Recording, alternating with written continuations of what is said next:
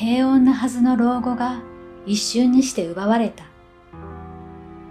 不注意で起きた事故のせいで動かなくなってしまった俺の体。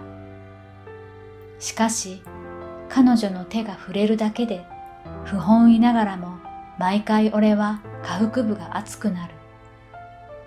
こんな感情に戸惑いつつも、今回の介護は何度目なのだろうか。恥ずかしさでいっぱいだが、今回は何かが違った。彼女は悟ったかのように、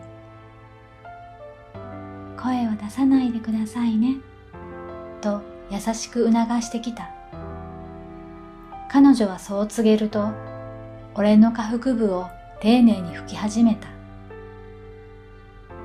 俺の名前はアツシ。60歳を過ぎ、平穏な老後を送るはずが、自転車事故により一変した。生死の境をさまよい、奇跡的に生還はしたものの、俺の体は完全には回復しなかった。動かない手足、それに伴う激しいストレスは、知らず知らずのうちに妻に向けられていた。そのことに気づかされ、息子の提案でヘルパーを頼むことに。最初は他人の手を借りることに抵抗があったが、妻の負担を少しでも軽減できるならと、徐々に受け入れるようになった。ヘルパーに頼んだはいいが、正直扱いがひどく、辛い日々だった。人間として扱われている気がしない。しかし、その中でも週2回だけやってくる和子さんだけは違った。彼女の見た目はとても若々しく、50代とは思えないほどだ。彼女はただのヘルパーとしてではなく、まるで友人のように接してくれる。週に2日、彼女の訪れる日は、俺にとってただの介護の時間を超え、心の支えとなっていた。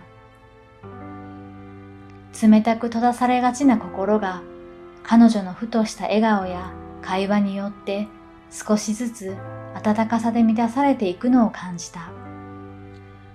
彼女の訪問が俺にとって唯一の楽しみになり、生きがいにも感じられるようになっていた。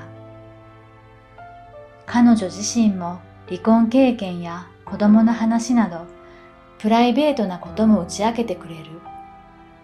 彼女の存在が俺の日々に少しだけ色を加える。彼女の訪れる日は途切れがちな俺の人生に再びリズムを取り戻すようになってきていた。そんな中、俺には一つの悩みがあった。介護を受ける中で彼女に体を拭いてもらうと、どうしても下腹部が熱くなった。恥ずかしいが自分ではどうすることもできない。そんな俺の心境を察してか、彼女はそれでもいつも通り優しく丁寧に介護を続けてくれていた。そんなある日、今日も体を拭く時間がやってきた。この瞬間が恥ずかしくもあり、苦しくもあった。